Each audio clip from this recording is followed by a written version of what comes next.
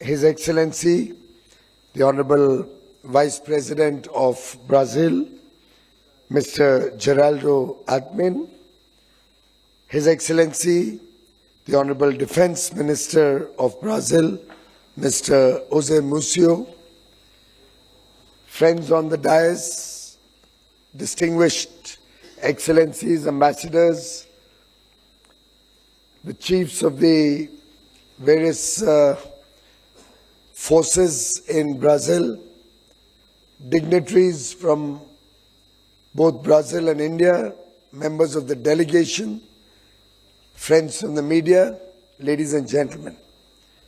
A very, very warm welcome to honorable ministers, to all our friends from Brazil. Indeed, very grateful to the Honorable Vice President, Mr. Alckmin, who's actually a trained physician, for having taken the time to come to India to strengthen the Brazil-India partnership. In fact, as a doctor, he knows the importance of precise dosage and the perfect formula to get a person in good health. And I think with his laser focus on strengthening the Brazil-India partnership, success can be a foregone conclusion. Thank you very much, Honorable Vice President, for leading the delegation. Thank you, Minister of Defense.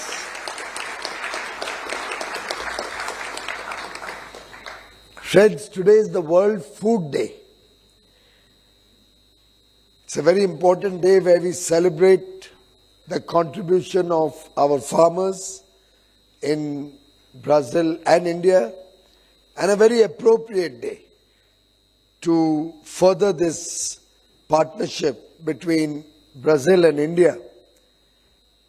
In some sense, two very highly agri-producing nations who not only support food security in our own nations, but also feed the people around the world with high quality agri products. And that makes your visit even more exciting, even more outcome oriented, that it's happening on such an important day. I'm sure that what we will see as outcomes from this visit will set the agenda and a strong foundation to elevate this partnership between Brazil and India. In fact, we are very grateful to Brazil for honoring Honorable Prime Minister Narendra Modi with your highest honor during the visit to Brazil.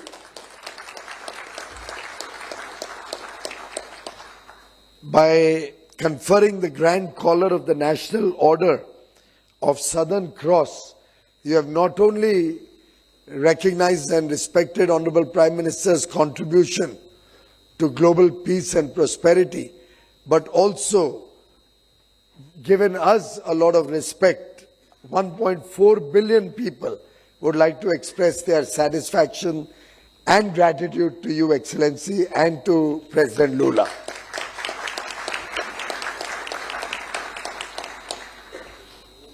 I remember Honorable Prime Minister Narendra Modi had said, and I'd like to quote, "We want the India-Brazil ties to be as colorful as a carnival, as passionate as football."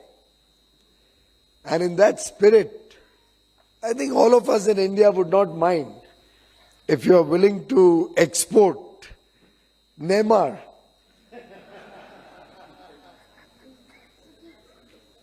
Of course, in our good old days, Pele was probably more famous when we were young children, or possibly Ronaldo. But as my son, who's a big football fan, keeps telling me, I thought I'd better stick to asking for Neymar today. Excellency,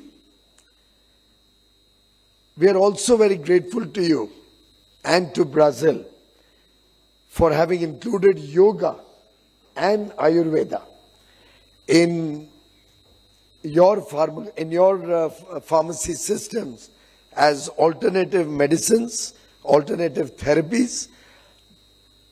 Both of these are very much respected, very much followed in India, and we are very grateful that later today you will yourself be visiting the Ayurveda Center and helping strengthen this partnership also on traditional Indian medicines.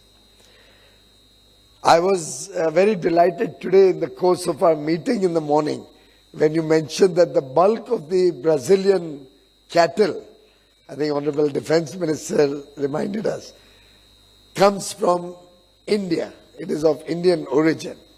So one can say that this partnership is destined and has a very strong foundation in our shared history, in our shared effort to promote a better future for the people of Brazil and India.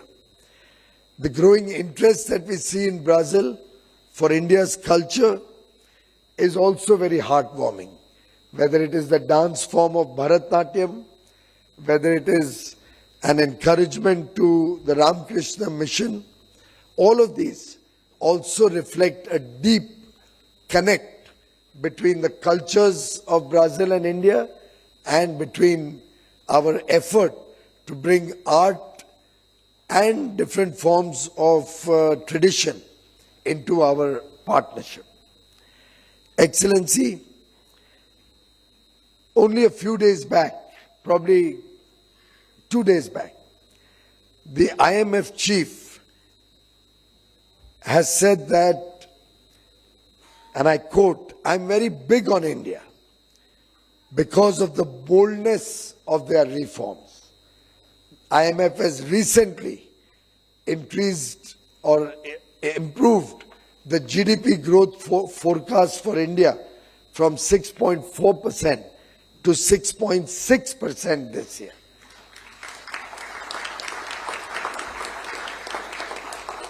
Our first quarter, April to June 2025, the GDP grew by 7.8%, the fastest growing large GDP in the world, large economy in the world.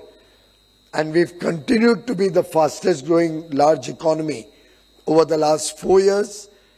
And our effort is to continue to be the fastest growing large economy for at least another 20 years.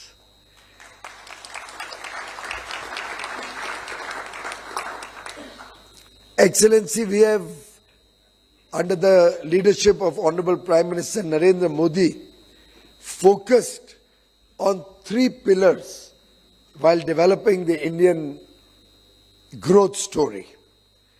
One, our effort has been to create strong macroeconomic fundamentals. So whether it is keeping inflation low, whether it is consistently strengthening our growth, whether it's strengthening and fortifying our banking systems, whether it's ensuring that our foreign exchange reserves are strong, and with $700 billion foreign exchange reserves, we are amongst the top 5 countries with large forex reserves. The strong macroeconomic fundamentals sets a threshold on which we can be ambitious in our growth targets, in our effort to promote faster growth.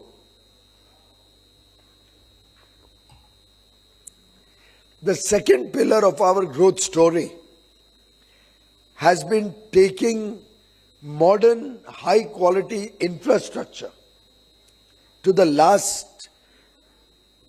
remotest corners of India to ensure that we have widespread and equitable growth through the length and breadth of India.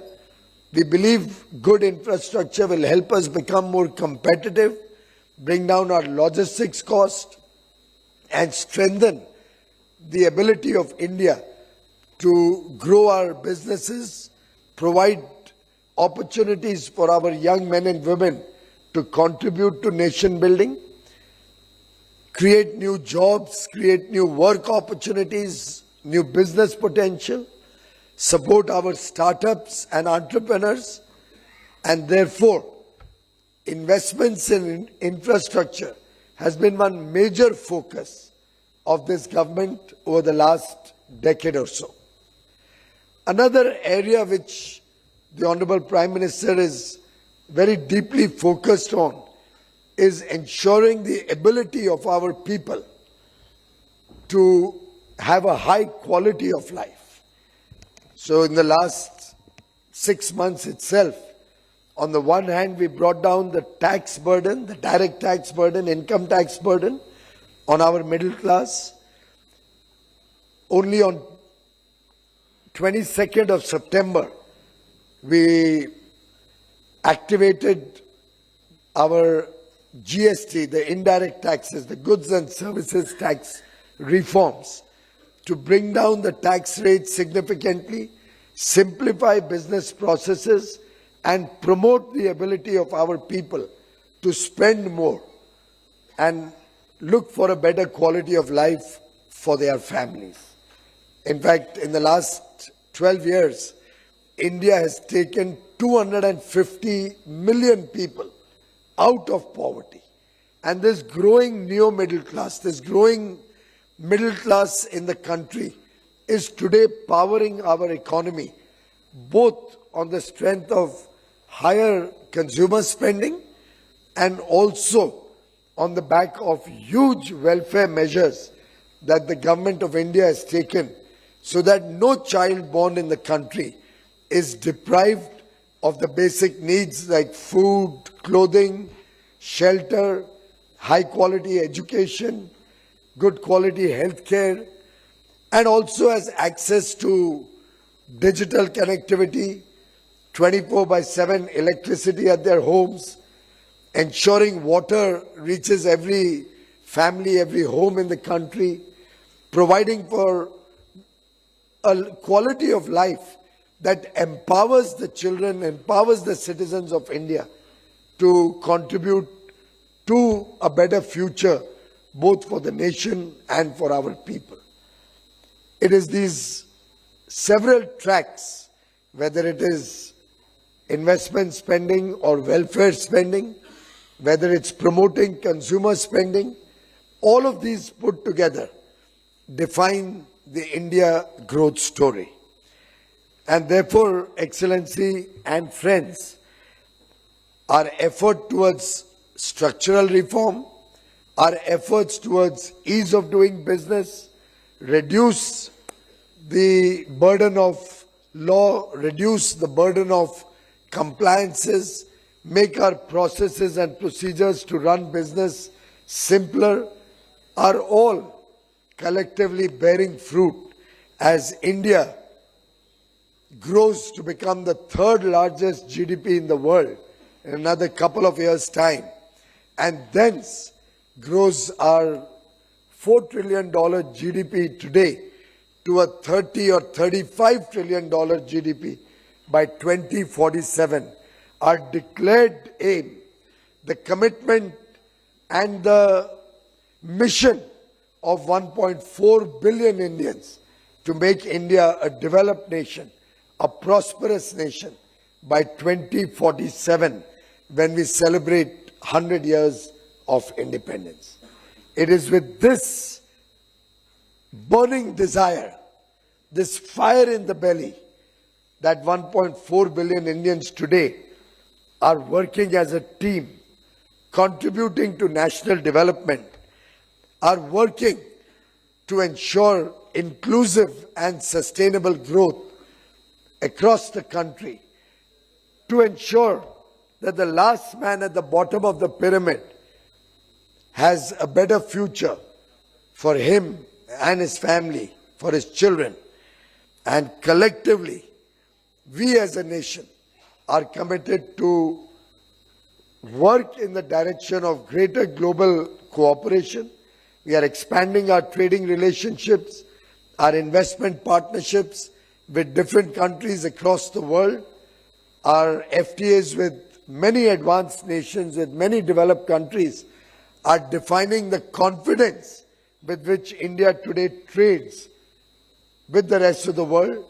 Our growing investments in other countries, which Madam also just mentioned, are taking India and Indian businesses across the oceans. And I think we are, in some sense, doing exactly what President Lula had said. And I'd like to quote, "No one can reap the fruit before planting the trees." We have planted the trees to make fresh beginnings in India, and we are very confident that the people of India, and with us, our partners across the world, will together reap the fruits of these plants, will reap the benefits. We hope to work in that fashion with Brazil. We hope to further strengthen this partnership, and truly we are very grateful for your visit today, which I am sure will plant the seeds of a very defining partnership, of a new shared future of prosperity and growth that the people of Brazil and the people of India can be proud of. Once again, thank you very much to you, Excellency, to the Honorable Minister of Defense, to the delegation from Brazil, and to all the friends from India who have gathered here today to reflect upon a bright future, to work together as friends, as partners, for a partnership with Brazil, a partnership between Brazil and India of consequence and of a great future. Thank you very much.